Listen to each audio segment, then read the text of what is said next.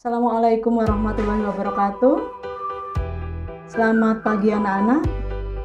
Bertemu kembali dalam program siaran pendidikan Bontang Simple Jago. Materi yang akan kita pelajari pada hari ini adalah materi ilmu pengetahuan sosial kelas 9 semester 1. Siapkan alat tulis kalian dan tonton program ini sampai selesai. Untuk memulai kegiatan pada pagi hari ini, marilah kita awali dengan berdoa. Berdoa dimulai. Berdoa selesai. Masih dalam pandemi COVID-19, Ibu mengingatkan kembali tentang protokol kesehatan yang harus selalu kita taati. Yang pertama, sering-seringlah cuci tangan. Yang kedua, gunakan masker bila kalian bepergian. Yang keempat, jaga jarak, makan makanan yang bergizi. Yang kelima, rajin olahraga. Dan yang keenam, berdoa agar Tuhan selalu menjaga dan melindungi kita. Baiklah anak-anakku, kalian sudah menyelesaikan materi tentang interaksi negara-negara Asia dan benua lainnya. Nah, pada kesempatan hari ini kita akan mempelajari bab 2, perubahan sosial budaya dan globalisasi dalam subbab perubahan sosial budaya. KD yang Ibu ambil pada kesempatan ini adalah KD 3.2, menganalisis perubahan sosial budaya bangsa Indonesia dalam menghadapi arus globalisasi untuk memperkukuh kehidupan kebangsaan. Tujuan pembelajaran kita adalah 1. Siswa mendeskripsikan pengertian perubahan sosial budaya. Yang kedua, siswa mampu menjelaskan bentuk-bentuk perubahan sosial budaya. Yang ketiga, siswa mampu mengidentifikasi contoh bentuk-bentuk perubahan sosial budaya. Yang keempat, siswa mampu menyebutkan faktor-faktor pendorong dan penghambat perubahan sosial budaya. Alur pembelajaran kita pada kali ini, yang pertama, pengertian perubahan sosial budaya. Yang kedua, bentuk-bentuk perubahan sosial budaya. Yang ketiga, faktor pendorong dan penghambat perubahan sosial budaya. Anak-anakku, coba kalian amati kehidupan masyarakat di sekitar kalian. Selalu mengalami perubahan, bersifat dinamis, menyesuaikan berbagai perkembangan dan perubahan yang ada di sekitarnya. Dan kalau kalian amati, di situ akan nampak perubahan aspek sosial dan budayanya. Sehingga, apa sih yang dimaksud dengan perubahan sosial budaya? Untuk menjawab pertanyaan tersebut, mari kita amati gambar berikut ini. Nah, anak-anak, kalian amati gambar yang nampak di layar kalian.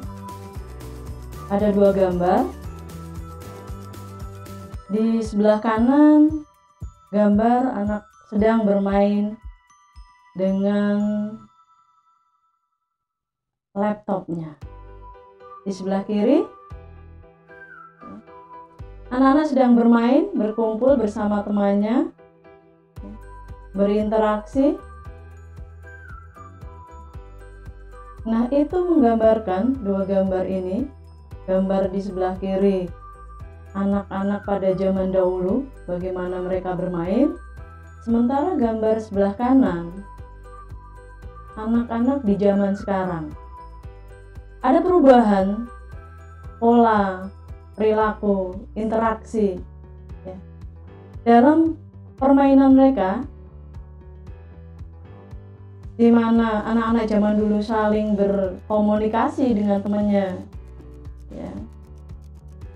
Ada kepekaan sosial yang dibentuk dari hubungan tersebut. Sementara di sebelah kanan, anak-anak yang bermain dengan laptopnya, mereka berinteraksi dalam satu layar datar dengan gambar yang muncul di laptop. dengan permainan yang ada di laptop tersebut. Nah, tentu perbedaan cara pola bermain anak-anak ini berpengaruh terhadap sikap hidup sosial mereka. Nah, inilah yang kita maksudkan dengan perubahan sosial budaya. Coba kalau kalian amati, perubahan sosial ini apakah dimulai dari aspek sosialnya atau dari aspek budayanya? Iya, betul. Dari aspek budayanya yang akhirnya mempengaruhi aspek sosialnya. Baiklah anak-anakku, ya. Dari dua gambar ini kalian bisa mengambil kesimpulan apa sih yang dimaksud dengan perubahan sosial budaya. Oke, kita simak tayangan berikutnya. Oke, ya. Dari tayangan gambar yang Ibu sampaikan, kalian bisa menjelaskan pengertian perubahan sosial budaya. Nah, berikut ini Ibu tampilkan pengertian perubahan sosial budaya menurut Gilin dan Gilin, yang menyatakan bahwa perubahan sosial budaya merupakan suatu variasi dari cara hidup masyarakat yang telah diterima baik karena perubahan kondisi geografis, kultur, demografi, ideologi, ataupun karena adanya penemuan-penemuan baru di masyarakat. Oke ya. Kalian bisa flashback kembali melihat ya, tayangan sebelumnya. Apa yang berubah? Oke, sampai di sini jelas? Baik anak-anak, akan Ibu lanjutkan ke pembahasan berikutnya.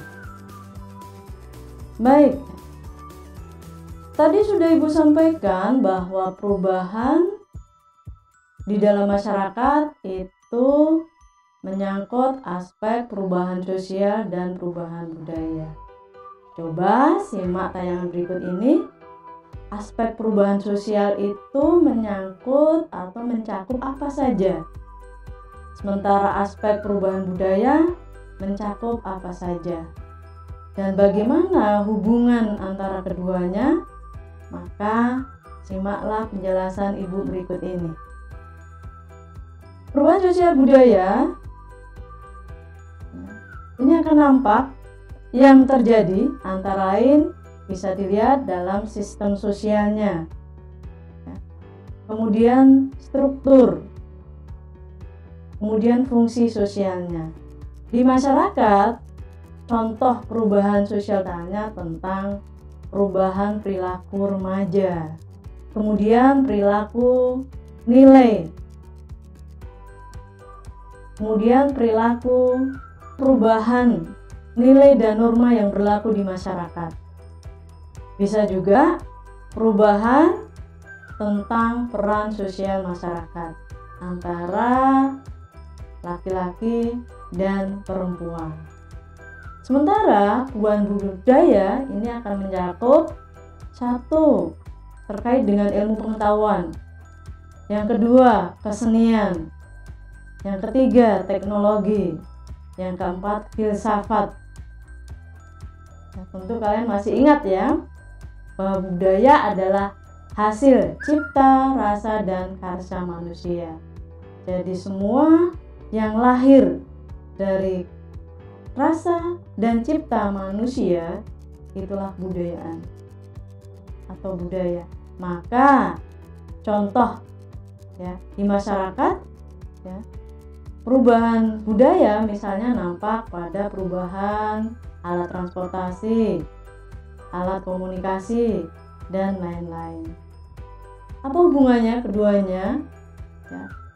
Kedua perubahan sosial, baik perubahan sosial maupun perubahan budaya ini sangat erat, ya, saling terkait. Bisa jadi perubahan budaya ini mempengaruhi perubahan sosial atau sebaliknya. Perubahan pada aspek sosial ini mempengaruhi perubahan budaya. Demikian anak-anak, hubungan antara perubahan sosial dan perubahan budaya. Oke, sudah jelas? Baiklah, kita lanjutkan ke materi berikutnya. Nah, di layar kalian sudah nampak bentuk-bentuk perubahan sosial budaya. Apa saja? Pembagiannya bagaimana? Nah, ini. Silahkan simak penjelasan Ibu. Yang pertama, bentuk perubahan sosial budaya dilihat dari waktunya. Dibagi menjadi dua, yaitu revolusi dan evolusi. Yang kedua, bentuk perubahan sosial budaya dilihat dari pengaruhnya, yaitu perubahan besar dan perubahan kecil. Yang ketiga, bentuk perubahan sosial budaya dilihat dari perencanaannya. Dibagi menjadi dua, yaitu yang direncanakan dan tidak direncanakan. Untuk penjelasan lebih detailnya, simak penjelasan berikutnya. Gambar apa anak-anak ini? Betul. Gambar ini memperlihatkan tentang peristiwa proklamasi 17 Agustus 1945. Ibu jadikan ini contoh perubahan revolusi. Mengapa? Kalian tentu bisa memahami bagaimana pengaruh proklamasi kemerdekaan Indonesia terhadap perubahan yang terjadi di negara kita, yang awalnya kita merupakan sebagai bangsa terjajah, kemudian sebagai bangsa yang merdeka, yang bisa mengatur dan mengelola kehidupan berbangsa dan bernegara kita. Semua aspek dalam kehidupan masyarakat Indonesia berubah. Ideologinya, undang-undang dasarnya, sistem pemerintahannya. Dan dengan adanya peristiwa ini, bangsa Indonesia memiliki kedaulatannya sendiri, sehingga bisa mengelola kehidupannya di segala bidang. Artinya, sehingga dapat kita simpulkan dari peristiwa proklamasi ini bahwa revolusi merupakan perubahan sosial yang berlangsung cepat dan hal-hal mendasar dalam masyarakat mengalami perubahan. Demikian anak-anak, ya, bentuk perubahan sosial budaya yang pertama yaitu revolusi. Baiklah anak-anakku, bentuk perubahan sosial berikutnya adalah evolusi. Evolusi merupakan perubahan sosial yang memerlukan waktu yang lama dan diikuti oleh perubahan kecil yang terjadi secara lambat. Kalian bisa mengamati bagaimana sejarah perkembangan komputer, ya. Dari generasi yang pertama, bagaimana komputer itu hadir, ya, dalam bentuk yang besar, ya, bahkan segede lemari. Ya, kemudian bertahap berubah, ada komputer dengan PC, ya, ada komputer yang layar datar, ya, kemudian hadir laptop, ya, ada laptop yang kecil, kemudian sekarang tablet, bahkan komputer bisa hadir dalam suatu bentuk yang namanya, ya, secara aplikasi itu dihadirkan dalam satu teknologi smartphone. Tahapan perubahan dan perkembangan dalam sejarah komputer ini tentunya membutuhkan waktu yang lama dan perubahan dengan penyempurnaan sehingga kalian bisa menikmati, ya, kehadiran teknologi komputer seperti yang ada sekarang ini. Bagaimana anak-anak? Nah, itu adalah evolusi. Baiklah anak-anakku, bentuk perubahan sosial berikutnya adalah dilihat dari pengaruhnya. Yang pertama adalah perubahan besar. Perubahan yang membawa pengaruh besar dalam sendi-sendi kehidupan masyarakat. Di layar kalian nampak tentang bagaimana internet itu masuk dalam sendi kehidupan masyarakat, dalam aktivitas kehidupan masyarakat. Nah, apalagi kondisi seperti sekarang ya, di era pandemi COVID-19. Ya, peran internet ini sangat besar. Ya, kalian yang belajar dari rumah ya dapat berlangsung dengan adanya internet. Demikian anak-anak ya. Internet menjadi suatu hal ya yang tidak bisa dipisahkan dalam kehidupan kita di masyarakat. Baiklah, bentuk perubahan berikutnya dilihat dari pengaruhnya adalah perubahan kecil, yaitu perubahan yang hanya diikuti oleh sebagian kecil orang yang menyukainya. Ibu ambil contoh misalnya tentang fashion. Sekarang yang lagi tren misalkan fashion ala Korea. Bagaimana berpakaian, mode pakaiannya, kemudian aksesoris, gaya rambutnya. Nah, bagi penyuka fashion ala Korea akan selalu mengikuti update perkembangan terkini. Tapi bagi kelompok orang yang tidak menyukainya, maka tidak akan mengikuti segala perkembangan terkait dengan fashion ala Korea. Bentuk perubahan sosial berikutnya adalah perubahan dilihat dari perencanaannya. Ada dua bentuk, yaitu perubahan yang direncanakan dan perubahan yang tidak direncanakan. Nampak di layar kalian ada dua gambar. Gambar pertama tentang pembangunan jalan tol. Gambar yang kedua tentang peristiwa banjir di suatu wilayah. Kalian bisa membandingkan dua gambar berikut ini sebagai suatu bentuk perubahan sosial. Satu, perubahan yang direncanakan, yaitu pembangunan jalan tol. Yang kedua, peristiwa banjir sebagai peristiwa atau bentuk perubahan yang tidak direncanakan. Jelas sekali anak-anak ya. Perubahan yang direncanakan merupakan perubahan yang diinginkan atau dikehendaki oleh masyarakat. Penjelasannya ya, kita tahu bahwa untuk membangun jalan tol dibutuhkan perencanaan yang matang. Lokasinya, apakah memang pembangunan ini sudah menjadi kebutuhan masyarakat, konstruksinya, dan bahkan berapa besar biaya yang harus dikeluarkan. Semua butuh perencanaan, semua butuh diperhitungkan tentang keuntungan atau sebaliknya. Yang kedua, banjir.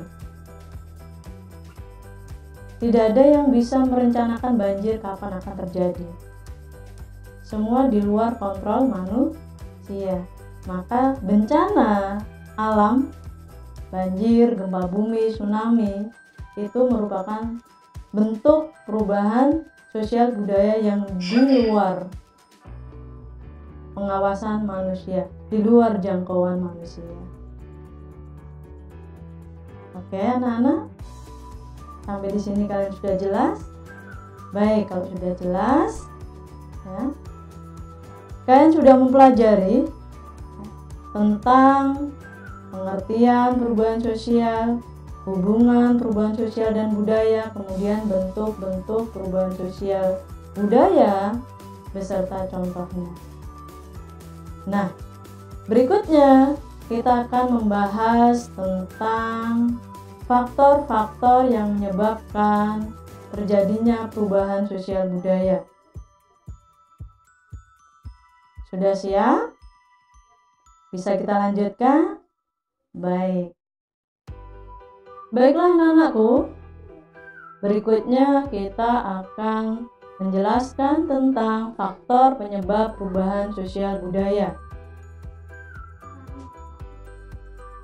Ibu akan mulai dengan coba kalian amati kehidupan di masyarakat atau ikuti pemberitaan di media. Simak berikut ini penjelasannya. Nah, di layar kalian sudah nampak ya, apa yang menjadi faktor penyebab perubahan sosial budaya. Bisa kita bagi menjadi dua. Yang pertama adalah faktor internal, yaitu mencakup bertambah dan berkurangnya penduduk. Kalian tentu sudah mempelajari itu bagaimana penduduk itu bertambah atau berkurang. Faktor apa saja yang mempengaruhinya? Masih ingat? Iya, betul. 1. Faktor natalitas atau kelahiran. 2. Faktor mortalitas atau kematian. Yang ketiga adalah migrasi atau perpindahan. Suatu masyarakat ya, yang mengalami perubahan dalam jumlah penduduk ya, ini akan berpengaruh dalam kehidupannya atau akan mempengaruhi perubahan dalam kehidupannya.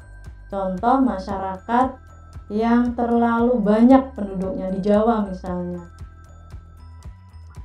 Bagaimana persaingan kehidupan di Jawa? Bagaimana problem yang muncul dalam kehidupan dengan padat penduduk, yang akhirnya misalnya muncul kebijakan transmigrasi. Di bidang ketenagaan kerjaan misalnya, muncul problem pengangguran misalnya. Nah, itu adalah perubahan-perubahan masyarakat yang diakibatkan oleh atau terkait dengan penduduk. Ya, akan mempengaruhi kehidupan bermasyarakat. Yang kedua adalah penemuan baru.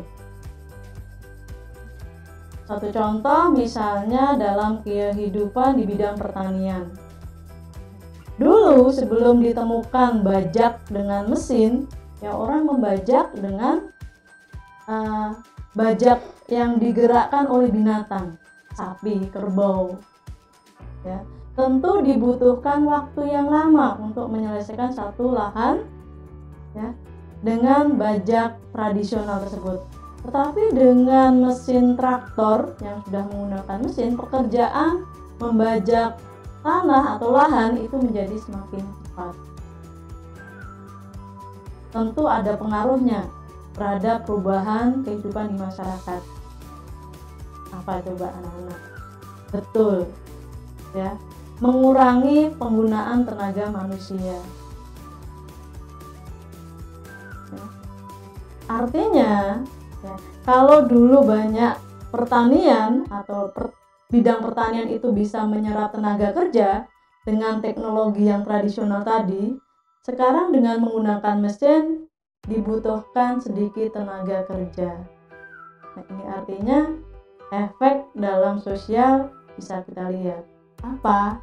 Yaitu munculnya pengangguran atau munculnya urbanisasi. Mereka tidak lagi bekerja di desa sebagai petani atau mereka akan berpindah ke kota mencari mata pencaharian yang baru. Oke, bisa dipahami ya? Baik, yang ketiga, pemberontakan atau revolusi. Ibu bisa ambil contoh juga tentang peristiwa reformasi di Indonesia yang terjadi pada tahun 1998. Nah, pada waktu itu ya, kepemimpinan era Soeharto yang sudah berlangsung 32 tahun dengan berbagai kebijakan yang dianggap mematikan daya kritis masyarakat. Perbedaan sedikit dianggap menentang pemerintah. Sehingga berbagai upaya untuk melakukan perubahan, yaitu dengan menurunkan Presiden Soeharto, yaitu dengan peristiwa reformasi. Sehingga yang terjadi ya, dengan turunnya Soeharto diganti kepala negara yang baru, kabinet yang baru ya. Masyarakat tidak lagi takut untuk menyampaikan berbagai gagasan dan pendapat ya, kepada pemerintah. Kebebasan berpendapat ini sebagai hal yang baru ya, bisa dilakukan oleh masyarakat. Nah, itu. Faktor berikutnya adalah terjadinya konflik. Kita bersyukur tinggal di Indonesia ya, dengan kemajemukan masyarakatnya masih bisa menikmati menjalani kehidupan dengan suasana rukun damai. Memang ada kalanya terjadi konflik. Konflik yang pernah terjadi di Indonesia misalnya konflik antar suku.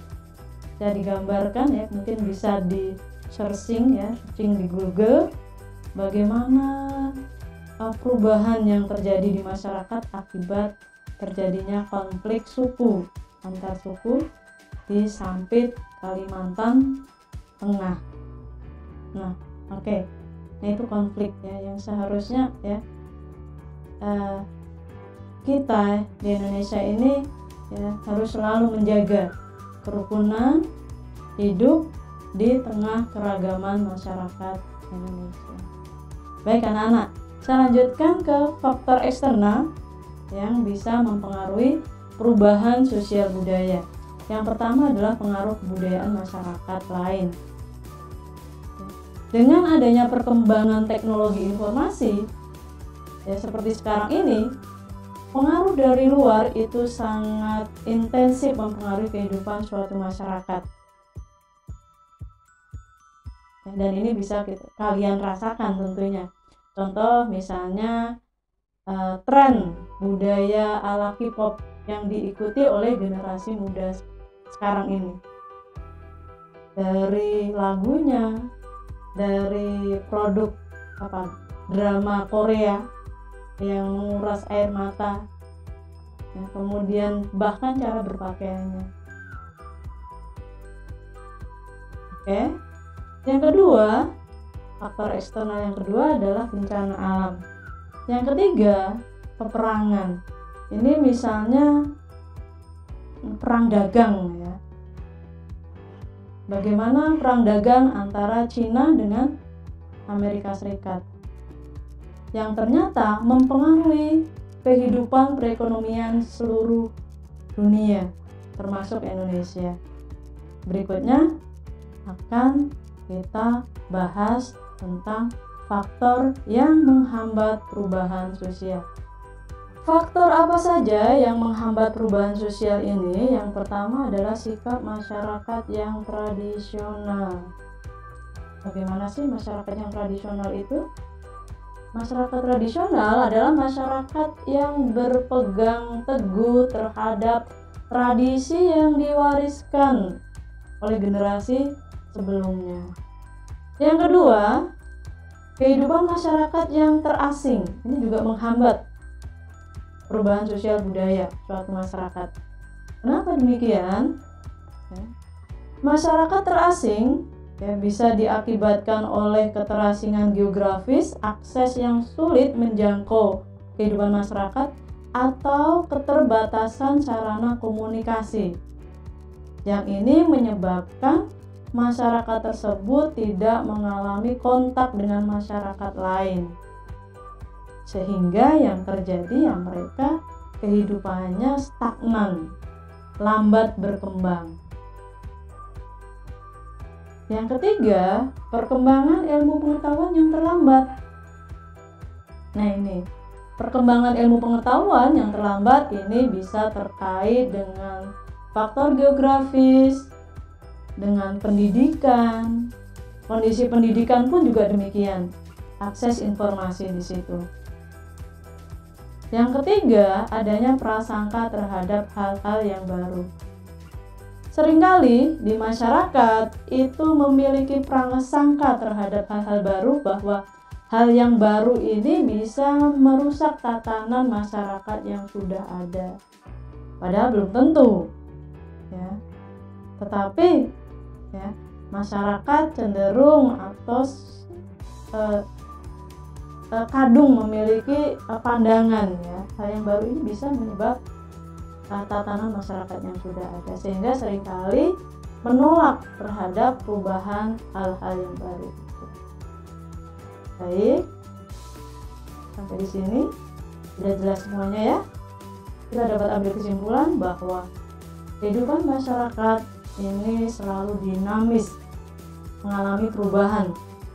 Memang ada kalanya perubahan masyarakat itu berlangsung lambat, tetapi tidak ada kehidupan yang berhenti.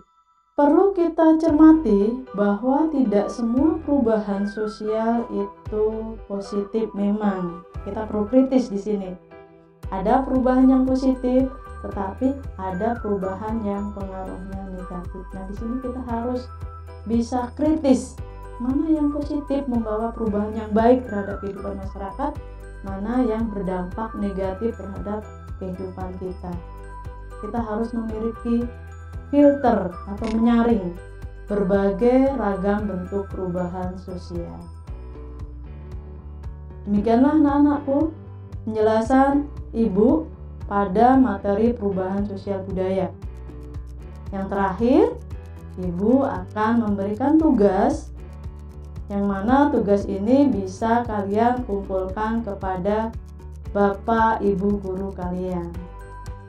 Baiklah anak-anakku, di pertemuan hari ini Bu tutup dengan satu tugas untuk kalian, yaitu coba jelaskan pengaruh persebaran COVID-19 terhadap perubahan sosial budaya di wilayahmu. Baik, pertemuan hari ini Ibu tutup. Terima kasih atas perhatiannya. Mohon maaf atas segala kekurangan. Sampai bertemu di siaran pendidikan program berikutnya. Wassalamualaikum warahmatullahi wabarakatuh.